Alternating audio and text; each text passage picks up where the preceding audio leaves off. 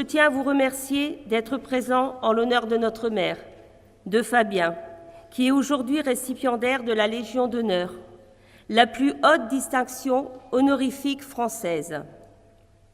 Elle récompense depuis 1802 les militaires et les civils ayant rendu des mérites éminents à la nation. Fabien est le benjamin d'une famille de 5 enfants et papa d'une fille, Élodie. Fils du résistant Eugène Thiémé, plus connu sous le nom du colonel Michel, et d'une maman qui ne s'est pas contentée d'être mère au foyer, mais qui a aussi eu une vie militante bien remplie. Mais qui honore-t-on aujourd'hui? Le militant syndical, aimé et reconnu des ouvriers de son usine.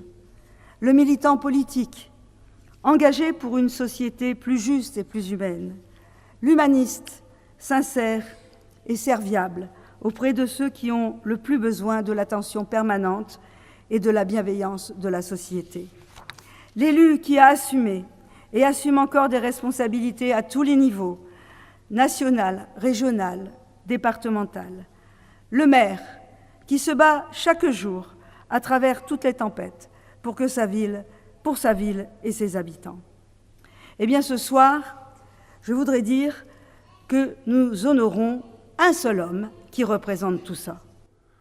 Dans le très beau livre qui résumait son cheminement politique de l'usine à l'Assemblée nationale, Gustave Ansart, un de nos maîtres, disait du communisme qu'il est à la fois la confiance dans l'homme et dans ses capacités de changer le monde. Il ajoutait « Le bonheur se situe dans une autre organisation supérieure de la société et qui donnerait une qualité toute nouvelle au rapport entre les hommes. » Et il concluait avec ces mots de Goethe « J'ai été un homme et cela signifie un combattant. Je salue avec vous tous le combattant que nous entourons aujourd'hui, notre ami et camarade Fabien Thiémé. » Député suppléant de Georges Bustin dans la 18e du Nord en 80, conseiller municipal de 83 à 89 à Fresnes-sur-Escaut, conseiller régional en 86, conseiller général en 88, député en 88, conseiller municipal, puis maire de Marly depuis 2008, vice-président de la communauté d'agglomération de Valenciennes Métropole chargé des sports. Cela a été dit, de 2008 à 2014, et maintenant en charge de la prévention des inondations depuis 2014. Il y a quand même une inondation que tu ne maîtrises pas, mon cher Fabien, c'est le fait que tu inondes de ton empathie, de ta sympathie, tous ceux qui t'entourent. Je sais combien la défense de ta région, de ses habitants, et notamment leurs emplois dans l'industrie ferroviaire et sidérurgique, a structuré tes combats politiques. Il n'y avait pas de digue entre le combat syndical et le combat politique, ils étaient complémentaires.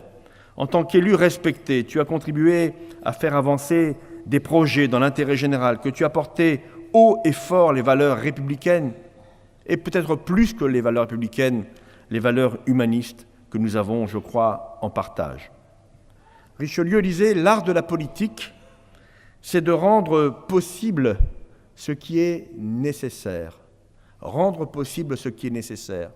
Eh bien, toute ta vie durant, et ce n'est pas encore terminé, mon cher Fabien, tu as voulu repérer le nécessaire et le rendre possible par ton combat politique, ton combat syndical, ton combat humaniste, ton combat pour les hommes et les femmes de ce Valenciennois, de cette région, de ce pays avec tes mandats nationaux. Aussi, mon cher Fabien, je suis très fier de te nommer, toi, la figure emblématique du département, au grade de chevalier de l'Ordre national de la Légion d'honneur. Merci à toi pour ton engagement.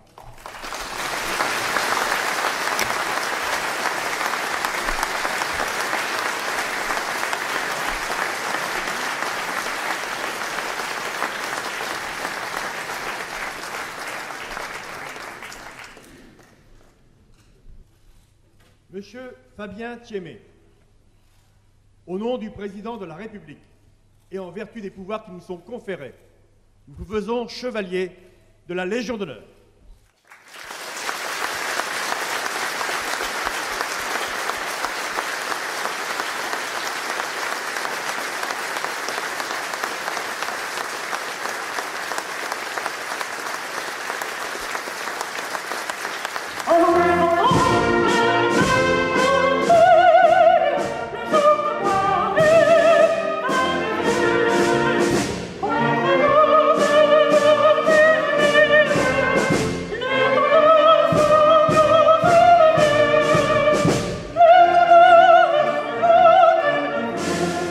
évident que cette médaille rejaillit sur nos populations, d'abord de Marly, du Valenciennois et du Nord, à travers notamment des territoires sur lesquels je n'ai cessé, comme on dit, de me dépenser pour faire entendre la voix de la justice, la voix du bon sens, la voix de l'humain.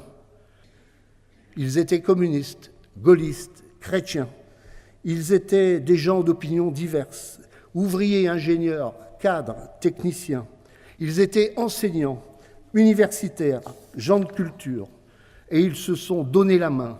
Ils se sont levés dès les premières heures dans cette région comme dans l'ensemble du pays pour faire en sorte que notre pays puisse vivre libre et en paix. Le philosophe Maurice Blondel a écrit, je cite, « L'avenir ne se prévoit pas, il se prépare. » Tous ensemble, avec espoir, enthousiasme, préparons-nous ainsi pour notre région et notre belle France un avenir radieux. Cette France magnifique, chantée par Jean Ferrat, unie face à l'adversité et riche de sa diversité. À chacune et chacun d'entre vous, en toute simplicité, je vous dis merci.